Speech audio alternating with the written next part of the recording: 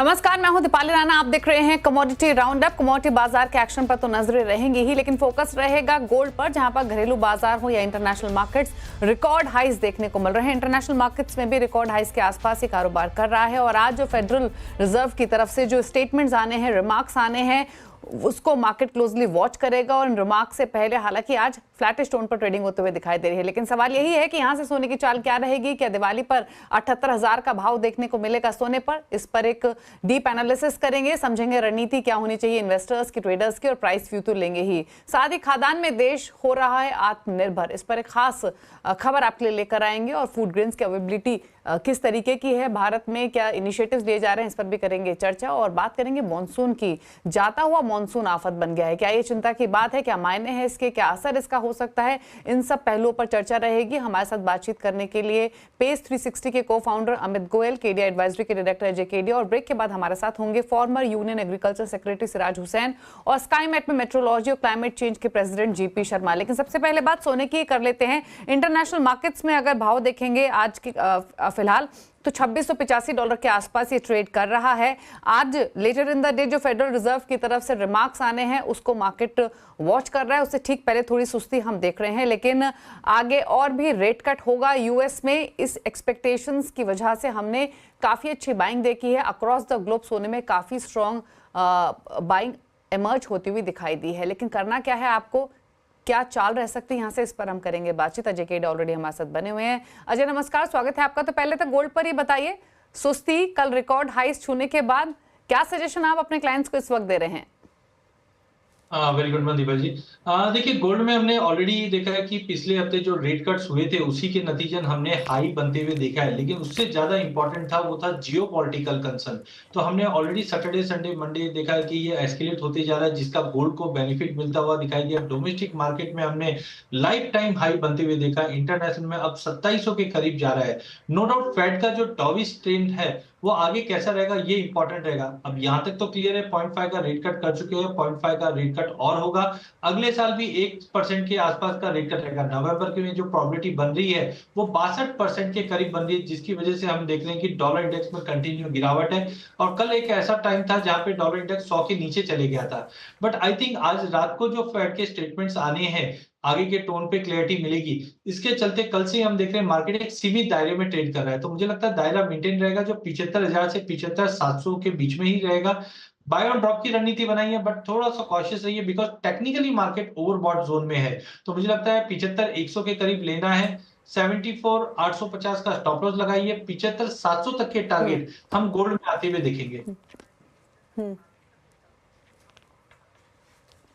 Okay, अच्छा, अगर थोड़ा सा ब्रॉडर पर्सपेक्टिव लेकर चलें अजय, और कोई इन्वेस्टर हो तो उसके लिए स्ट्रैटेजी क्या रहेगी इन स्तरों से? जिसने अभी तक एंट्री नहीं ली है, जिसने अब तक की तेजी मिस कर दी है, उनके लिए सजेशन क्या है? इन स्तरों से थोड़ा थोड़ा ऐड करना शुरू करें या वेट करें?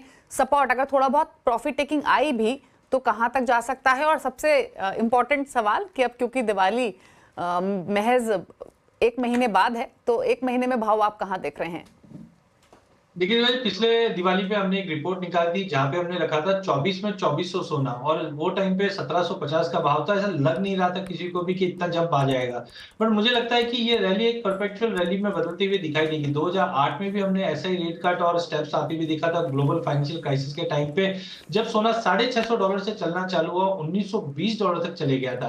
तो मुझे लगता है ये फर्स्ट स्टेप है इकोनॉमी को संभालने में। इसकी वजह से गोल्ड, अगर हम मार्च तक की बात करें तो $3000 का लेवल आराम से इंटरनेशनल में आता हुआ दिखाई देगा। डोमेस्टिक मार्केट में जैसे हमने पहले भी कहा था कि 78 से 80,000 का एक ब्रॉडर रेंज रहेगा।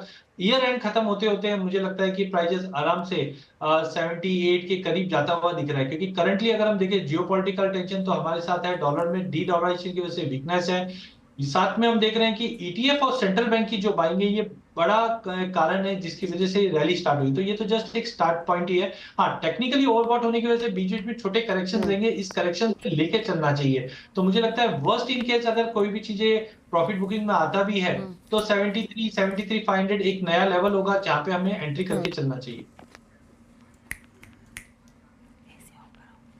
ओके, चलिए, तो ये बात हुई गोल्ड की और ये सलाह आपको अजय की तरफ से मिली है, लेकिन अमित गोयल भी हमारे साथ अब कनेक्टेड हैं, उनका भी एक व्यू ले लेते हैं। Amit, good morning. बताइए क्या व्यू है आपका गोल्ड पर इन लेवल से, जहां हम record levels international domestic markets में देख रहे हैं। अब फेड की तरफ से रेट कट होगा आगे भी, इन एक्सपेक्टेशंस में ऑलरेडी बाइंग आई है। सेंट्रल बैंकर्स हो या अक्रॉस द ग्लोब, हम बाइंग सपोर्ट कंसिस्टेंटली आते हुए देख रहे हैं, लेकिन बिग क्वेश्चन कि यहाँ से और कितनी तेजी आप एक्सपेक्ट कर रहे हैं गोल्ड में, या क्या डायरेक्शन यहां से गोल्ड की आप देख रहे हैं? जी, धन्यवाद Deepali and thanks for having me on. So basically last year सितंबर अक्टूबर में मैं सीएनबीसी ग्रुप के ही एक इंटरव्यू में जब मैंने कहा था कि, और उस समय सोना तकरीबन 1850 डॉलर पर आउंस के करीब चल रहा था, और जाहिर है कि एमसीएक्स में जो है वो उस समय कोई 60,000 का भाव था। जब मैंने कहा था कि ये अगले साल तक 2500 हो जाएगा, तो बहुत लोगों को लगा था कि शायद ये कुछ ज़्यादा ही एम्बिशियस टारगेट है और ये शायद अचीवेबल ना हो। मगर शायद ये मुझे भी नहीं मालूम था कि उस समय कि ये केवल 2500 ही नहीं बल्कि ऑलमोस्ट 2700 डॉलर के करीब जो है वो चला जाएगा, जो कि एक ही साल के अंदर अंदर हमें देखने को मिल गया। सो देखिए, यहाँ तक जो है काफी बड़ा जो है वो राइज गोल्ड में आया है। मैं अभी भी लॉन्ग टर्म बहुत बुलिश हूँ। अगर आप अगले 3 साल की बात करें तो मेरा अभी भी मानना है कि गोल्ड 3500 डॉलर पर आउंस और 1 लाख रुपए पर 10 ग्राम एमसीएक्स, ये भाव आपको अगले 3 साल में देखने को मिलेंगे।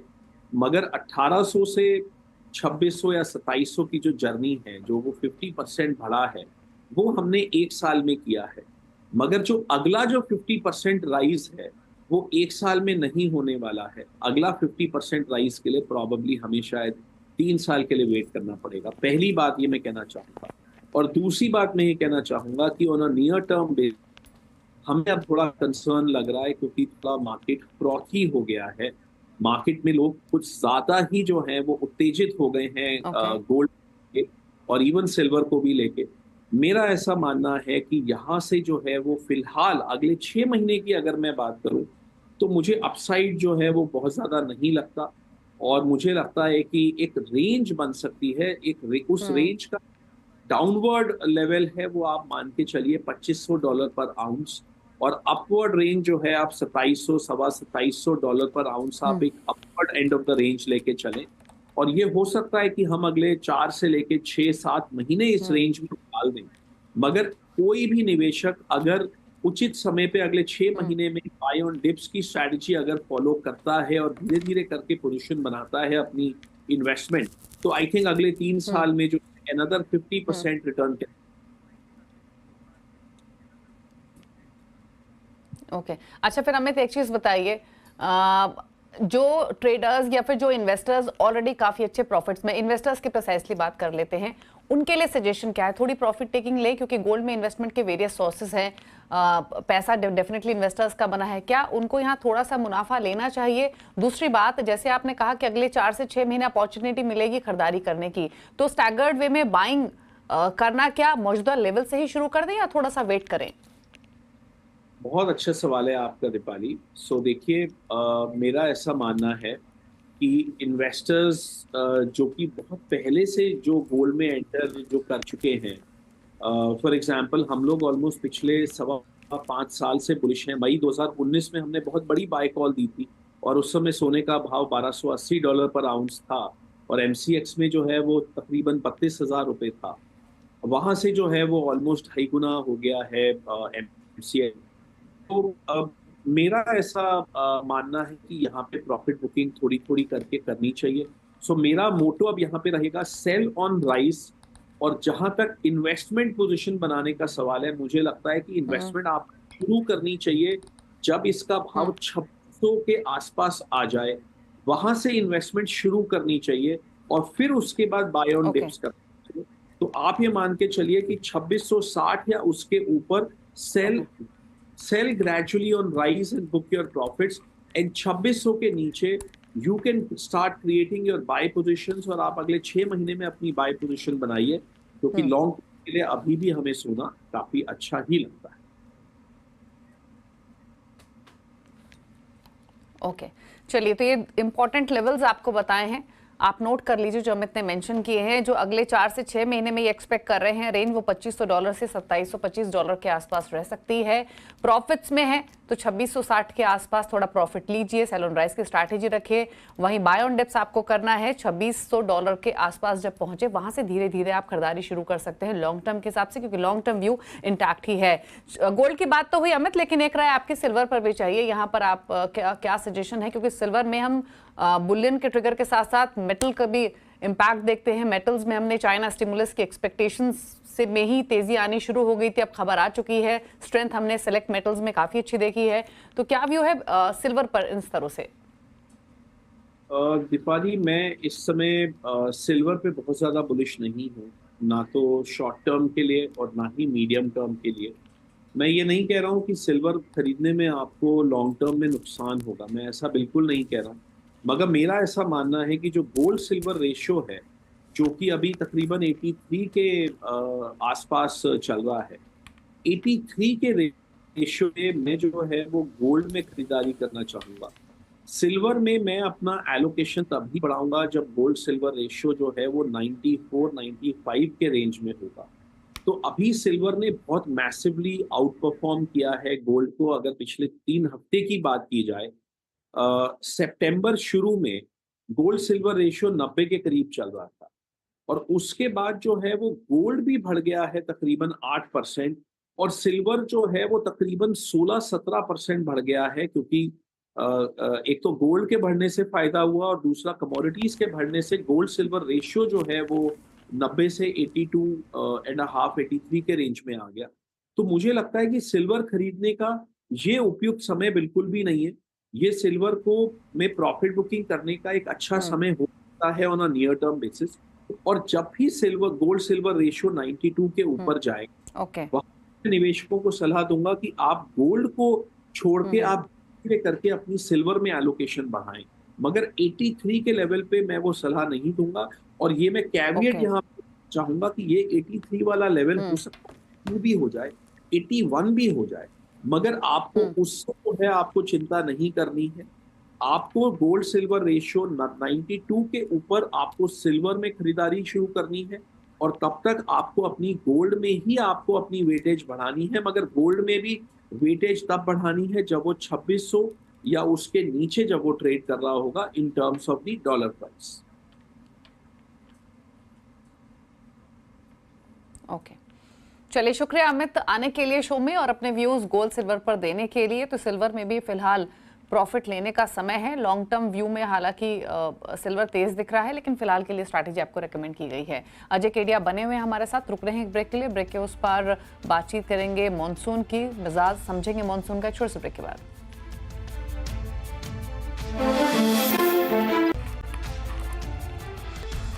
आप देख रहे हैं कमोडिटी राउंड अप, और अब बात करेंगे एग्री बाजार की। दरअसल सरकार क्रॉप सीजन 2023-24 के लिए रिकॉर्ड उत्पादन का अनुमान जता रही है। गेहूं चावल का उत्पादन तो बढ़ने की उम्मीद है, लेकिन दलहन और तिलहन में उत्पादन कम रह सकता है। क्या है कारण, इस पर बातचीत करते हैं। हमारे साथ है former union agriculture secretary Siraj Hussain. Siraj ji नमस्कार, स्वागत है आपका। तो पहले तो जो मेन ग्रेन्स हैं यानी व्हीट और राइस, आपको कैसी स्थिति दिखाई दे रही है? जो सरकार रिकॉर्ड उत्पादन का अनुमान जता रही है, ये कितना सही है? क्या मान के चले कि आगे पैदावार बेहतर होगी? देखिए, इस साल क्योंकि मानसून की प्रोग्रेस बहुत अच्छी रही है, डिस्ट्रीब्यूशन भी अच्छा रहा है, इसलिए हम उम्मीद कर सकते हैं कि जो गवर्नमेंट के एस्टिमेट है वो सही होंगे। और सारे लोगों का यही एस्टिमेट है कि न सिर्फ चावल की पैदावार बल्कि जो दालें हैं और सोयाबीन है उसकी पैदावार भी काफी अच्छी इस साल होने की उम्मीद हम कर सकते हैं।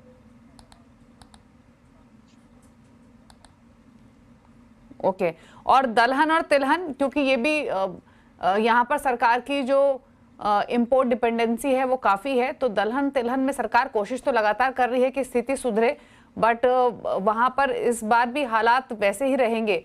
आपको कैसी दिख रही है स्थिति, और क्या रीजन दिख रहे हैं बावजूद इसके कि सरकार लगातार पुश रहा है? दलहन और तिलहन दोनों का उत्पादन इस साल पिछले साल से बहुत बेहतर होने की उम्मीद है। इनफैक्ट इस साल दूसरी समस्या है, समस्या यह है कि उत्पादन कम होगा। समस्या इस साल सबसे ज्यादा बड़ी किसानों के सामने ये है कि गवर्नमेंट ने हालांकि 20% ड्यूटी लगाई इंपोर्टेड ऑयल्स पर, लेकिन उसके बावजूद सोयाबीन के प्राइसेस अब भी एमएसपी से नीचे हैं। देखिए, सोयाबीन का एमएसपी ₹4892 है। लेकिन कल भी जो विदिशा जिला है मध्य प्रदेश में, जहां से कृषि मंत्री जी आते हैं, वहां पर कल ₹4200 मॉडल प्राइस था। तो अभी एमएसपी से ₹600 नीचे बिक रहा है। इसी तरीके से उड़द भी नीचे चल रही है ₹400, और मूंग भी नीचे चल रहा है। तो इसमें किसानों के सामने बड़ी समस्या ये है कि जो गवर्नमेंट ने एमएसपी डिक्लेयर किया है वो प्रोटेक्ट नहीं हो पा रहा है।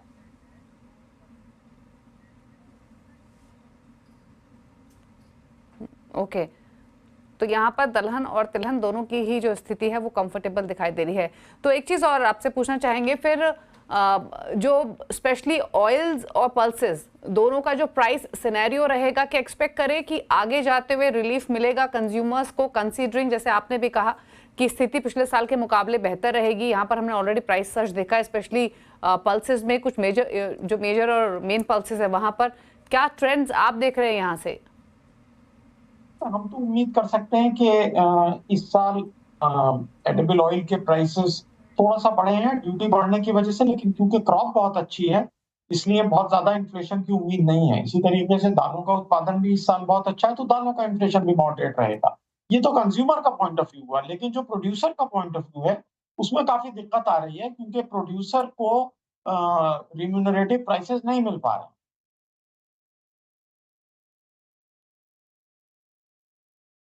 ओके, चलिए, शुक्रिया सिराज जी आने के लिए और क्विक अपने कमेंट्स शेयर करने के लिए। तो कंज्यूमर पॉइंट ऑफ व्यू से तो स्थिति दिखाई दे रही है कंफर्टेबल। जो प्रोडक्शन है वो रिकॉर्ड लेवल्स पर रहने की पूरी उम्मीद है, फिर चाहे वो वीट हो या फिर राइस हो। लेकिन पल्सेस और ऑयल्स में भी जो प्रोडक्शन है वो बेटर होता हुआ दिखाई देगा। लेकिन मॉनसून, इसका क्या असर हो सकता है, क्या स्थिति यहाँ से रह सकती है, इस पर करते हैं बातचीत। क्योंकि जाता हुआ मॉनसून देश के कई राज्यों के लिए आफत साबित हो गया है। कल मुंबई में अचानक आई तेज बारिश ने शहर की रफ्तार कुछ घंटों के लिए रोक दी। वहीं आईएमडी ने राज्यों में भारी बारिश का रेड अलर्ट जारी किया है। क्यों इस तरीके के हालात हैं और जाता हुआ मानसून लोगों के लिए क्यों मुसीबत बन रहा है, इस पर बातचीत करते हैं। हमारे साथ हैं स्काईमेट में मेट्रोलॉजी और क्लाइमेट चेंज के प्रेसिडेंट जीपी शर्मा। शर्मा जी नमस्कार, स्वागत है आपका। तो आमतौर पे इस तरीके की हालात तो हम जब पीक मानसून सीजन होता है तब देखते हैं। जाता हुआ मानसून इस तरीके की चिंताएं दिखाएगा ऐसा यूजुअली एक्सपेक्ट नहीं करते हैं। ये इस तरीके के हालात क्यों बने हैं, कब तक रहेंगे, क्या उम्मीद करें आगे? धन्यवाद दीपाली।